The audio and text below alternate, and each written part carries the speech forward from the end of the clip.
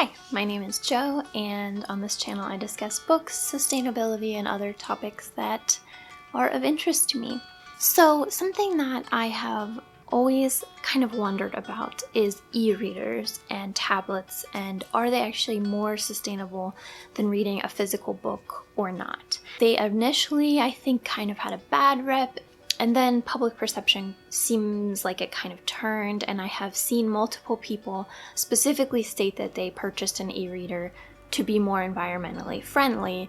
Obviously, books are made of paper, and most of them are not really made from recycled paper. You know, no one should be excited about contributing to deforestation, etc. However, what I wondered was, are e-readers really the more environmentally friendly version, or are they not? What kind of impacts do you have to think about? Because most of the comparisons that I've seen are kind of single issue comparisons. Like I've seen comparisons about carbon emissions, about water consumption, but you can't just consider it from one of those perspectives. It has to be over the whole life of the device or the book, what impact is being made through that life cycle. So I just kind of wanted to go through the life cycle. Initially, I was going to actually make a comparison video in which I compared them directly, and I went through the life cycle of the e-reader and of the book and compared them. But as I was doing the research for this, there was way too much to talk about. So I'm going to talk about them in two videos, one on the e-reader or tablet, and then one on books. So in general, what you see online, if you Google, are e-readers better for the environment, is some kind of conversion factor. Like, how many books do you have to read on an e-reader before it is more environmentally friendly than a book? And this makes sense because if you think about the initial impact of making an e-reader, it seems obvious that that's probably a lot bigger than the initial impact of making a book. But if you use that same e-reader and read many, many ebooks, which have very, very small footprints to be made, it makes sense that eventually you'd hit the point where you're making the same environmental impact as reading one book, and then eventually you'd be making less environmental impact from reading ebooks. So that's kind of the general conclusion online. Usually I see one study cited, which I will include below. There's going to be a ton of links below, and typically it comes out to about, I think, 22 books that they decide it's more eco-friendly to read on an e-reader if you read more than 22 books on it than purchasing those books. But often they leave out a lot of information. It's a lot easier to just say, oh, you know, here's your equation, than to actually include all of the different potential issues. So starting at the very beginning of the life cycle of an e-reader or a tablet, a lot of this information, by the way, is going to be for tablets or for electronics in general, because it's very difficult to find information specifically on e-readers because it's just not that big of a category. But in general, for most things, the exact same materials are going to be used for an e-reader as for a tablet or as for a cell phone. They're all very comparable production cycles, but in general, tablets is what I went with. At the beginning, you have the materials to make the tablet. And unfortunately, we already have problems, and that those problems start with conflict materials. According to globalpolicy.org, conflict resources are natural resources whose systemic exploitation and trade in a context of conflict contribute to, benefit from, or result in the commission of serious violations of human rights, violations of international humanitarian law, or violations amounting to crimes under international law. So the example that we're most familiar with, obviously, is blood diamonds. If you've seen the movie, you know, or heard anything really about it, you pretty much know what's going on. These are, as it says in that definition, it can be the source of a conflict or it can fund a conflict. So sometimes the conflict is over the area that the resources are present in, and that area obviously becomes desirable because of the presence of all of these resources, and then that leads to conflicts between nations, etc. It can also be that these resources are used to fund local conflicts. Now, the most important thing to know about this, as the Global Policy Forum says, the ability of parties to a conflict to exploit natural resources depends on their access to external markets. Take away the ability to profit from resource extraction, and they can no longer exacerbate or sustain conflicts. In other words, it's not the people doing this at the local level are to blame on some level, but on a much larger level, we are to blame for purchasing these things. If we didn't purchase it, they wouldn't be doing it. So I won't go into the gory details of what conflict mining can look like, but you can look into it if you would like to, and definitely we need to be more aware of what the implications of this are. The 4 most common conflict minerals are called the 3 TGs: tin, tungsten, tantalum, and gold. And these are all core elements that are used in producing electronics for consumers: smartphones, tablets, and of course e-readers. Apple has voluntarily added cobalt to this list because it is used in lithium batteries and it has the potential to become a conflict resource. Now, there have been some improvements in policy regarding this, both in the US and in the European Union. In the US, companies who use the 3 TGs are required to report whether their minerals are quote-unquote conflict-free, which they aren't necessarily conflict-free even if they can say that they are. It just means that they're not getting them from a specific list of countries that have been identified as conflict resource zones. So the first reports in the US were due in 2014, and at that time, most companies were unable to determine the country of origin because supply chains are so complicated. This has improved since then, but in 2017, still only 21% of the companies were able to certify that their minerals did not come from a conflict-designated country. And you also want to notice here that 0% essentially of minerals were coming from scrap or recycled sources. The EU regulations just went into effect on the 1st of January 2021, so as far as I'm aware, there's no reporting yet or any results known from it. So that's just one aspect of the materials that go into a tablet or an e-reader. That's, as far as I'm aware, the most pressing issue. There's also, of course, plastic is used in the production, but obviously conflict resources are kind of the primary concern for most people there. Moving on to the manufacture of these devices.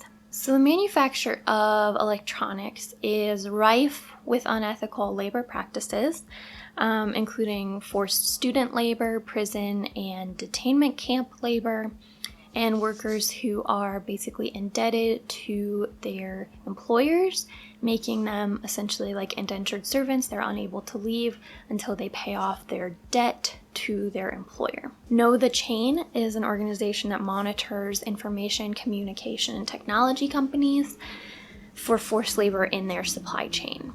Their third benchmark report from 2020 reveals an average score of 30 out of 100 for these companies, many of whom, don't produce tablets, but still it tells you the state of electronic manufacturing. Only 6 companies scored above a 60, and the top score was 70. So as far as relevant companies for tablets, Apple scored a 68. I believe they were like the second or third scoring. Amazon scored a 43. Unfortunately, Kobo wasn't on the list, and I wasn't able to track down any information on their manufacturer other than that they are manufactured in Taiwan, which appears to be a high-risk country for manufacturing. I included the list below. Again, a lot of the common tablet companies aren't on it, and a lot of the companies on this list aren't tablet companies, but still, it should give you an idea of what's going on, and Know the Chain's website has a lot of additional information. So for transportation, I didn't really go into this because obviously shipping all of this merchandise from one side of the world to the other has an immense environmental impact and a huge impact on marine life, on water quality, greenhouse gases, etc. But it's not very easy to find information on specific industries. There's a lot of information about just shipping of products in general, but there's not really usually like industry specific, like consumer electronics shipping caused this much. Probably because things aren't really sorted that way. So, I'm sure there are estimates out there, but this is probably true of books also. I just kind of didn't dive into this one, but be aware that buying things that are manufactured on the other side of the world, obviously there's a transportation element to that does have an environmental impact. So you've received your electronics and now it has a useful life that you will be using it for. The expected replacement cycle for consumer tablets in the United States is approximately 7 years. This is about twice as long as the expected life of cell phones, so that's good.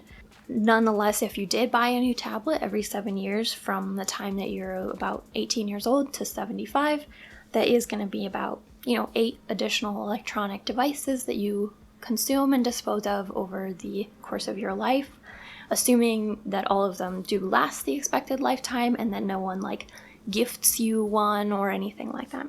And that's not a value judgment at all.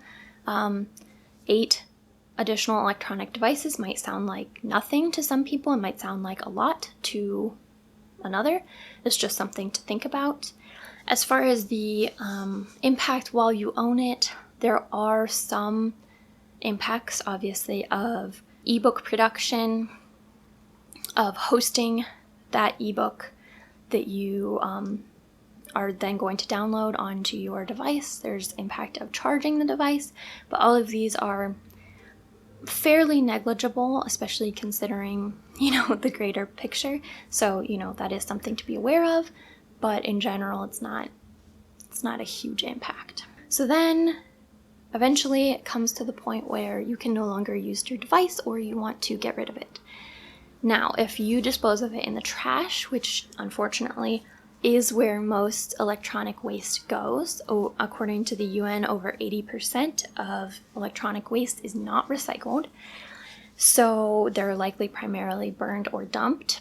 Because of the metals and the other materials in electronics, they are highly toxic. Some manufacturers have stopped using materials like PVC, which are exceptionally toxic to burn, but most still do use those.